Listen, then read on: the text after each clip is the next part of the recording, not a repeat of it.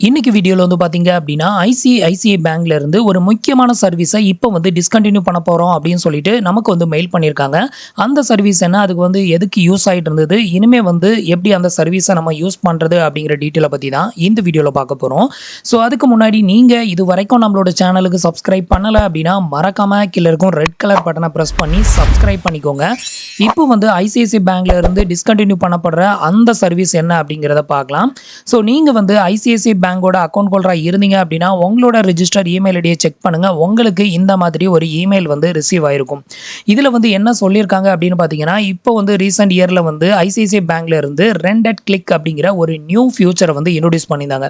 இந்த ஃபியூச்சர் என்ன பர்ப்பஸ்க்காக யூஸ் ஆயிட்டு இருந்தது அப்படின்னு பார்த்தீங்கன்னா, நம்மளோட கிரெடிட் கார்டுல இருந்து நம்மளோட பேங்க் அக்கவுண்ட்டுக்கோ இல்ல வேற ஒருத்தருக்கோ பணத்த வந்து பே பண்றதுக்கு அப்படிங்கிற ஒரு ஆப்ஷன் வந்து நெறைய அப்ளிகேஷன்ல குடுத்திருந்தாங்க. அதே மாதிரி ஐசிஐசிஐ பேங்க்லயும் ரெண்டட் கிளிக் அப்படிங்கிற ஒரு ஆப்ஷன் வந்து குடுத்திருந்தாங்க.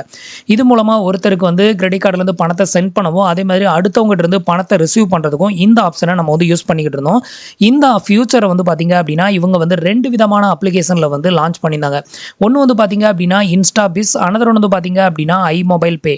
ஸோ இந்த 2 அப்ளிகேஷன்லயும் இருந்து இப்போ வந்து டிஸ்கன்டின்யூ பண்றோம் அப்படின்னு சொல்லிட்டு, இப்போ வந்து இந்த நியூ அப்டேட் வந்து குடுத்திருக்காங்க.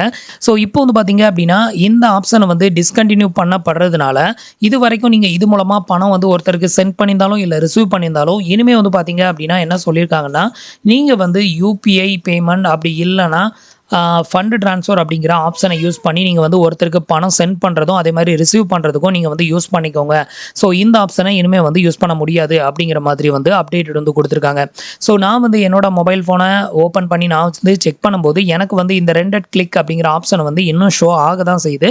ஆனா இவங்க வந்து கூடிய சீக்கிரத்தில இத வந்து டிஸ்கன்டின்யூ பண்ணப்படலாம். இது வந்து எப்போ இருந்து டிஸ்கன்டின்யூ ஆகுது அப்படிங்கிறதுக்கு எந்த ஒரு டேட்டும் வந்து இவங்க மென்ஷன் பண்ணல. பட் இந்த சர்வீஸை இனிமே வந்து டிஸ்கன்டின்யூ பண்றோம் அப்படிங்கிறத மட்டும் இவங்க வந்து மென்ஷன் பண்ணியிருக்காங்க.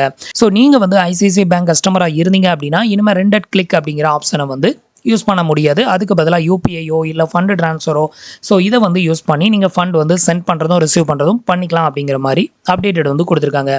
இந்த அப்டேட் இன்ஃபர்மேஷன் உங்களுக்கு ரொம்பவே யூஸ்ஃபுல்லாவும், இன்ஃபர்மேட்டிவாவும் இருந்திருக்கும் அப்படின்னு நினைக்கிறேன். தேங்க்ஸ் ஃபார் வாட்சிங்.